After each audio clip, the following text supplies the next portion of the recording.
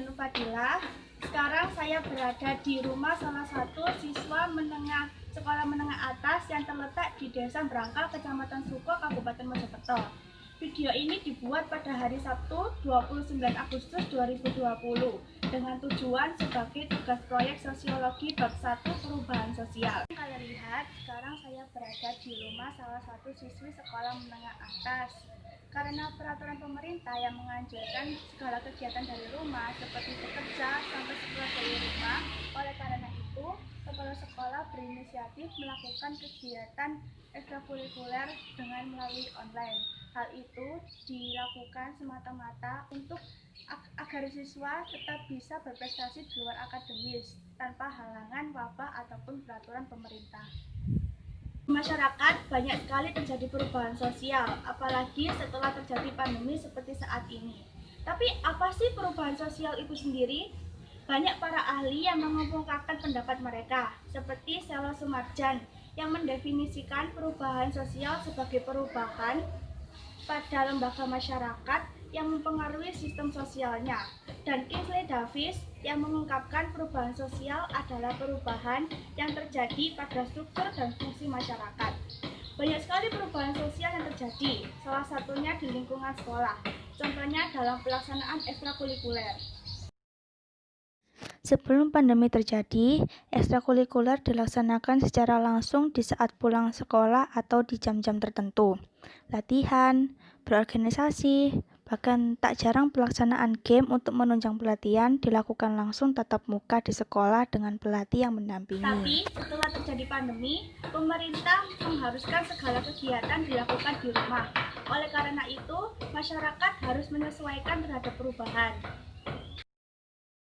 Di sekolah, kepala sekolah menganjurkan pelaksanaan ekstrakurikuler dilakukan melalui online dengan menggunakan aplikasi yang dapat menunjang pelaksanaan ekstrakurikuler.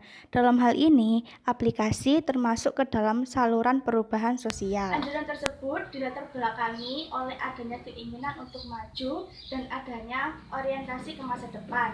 Harapannya, para siswa tidak diam di satu tempat karena terhalang wabah dan aturan pemerintah.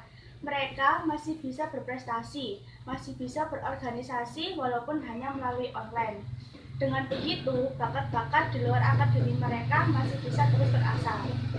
Teori yang cocok untuk perubahan ini adalah teori fungsionalis. Mengapa? Karena dulu internet dianggap sebagai ancaman, tapi kini tidak. Bahkan ekstrakurikuler dilakukan secara online. Perubahan sosial ini termasuk ke dalam bentuk perubahan sosial yang lambat atau evolusi. Hal ini dikarenakan karena adanya usaha masyarakat yang menyesuaikan diri dengan keperluan, keadaan, dan kondisi yang baru muncul mengikuti pertumbuhan masyarakat. Contohnya, di era pandemi seperti ini, pemerintah menganjurkan segala kegiatan dilakukan di rumah. Para siswa pun demikian. Mereka melakukan ekskul melalui online dengan bantuan teknologi yang maju.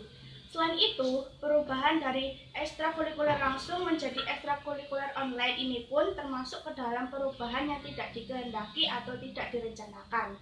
Karena dari awal tidak ada yang tahu akan terjadi pandemi yang menyebar di seluruh dunia seperti saat ini.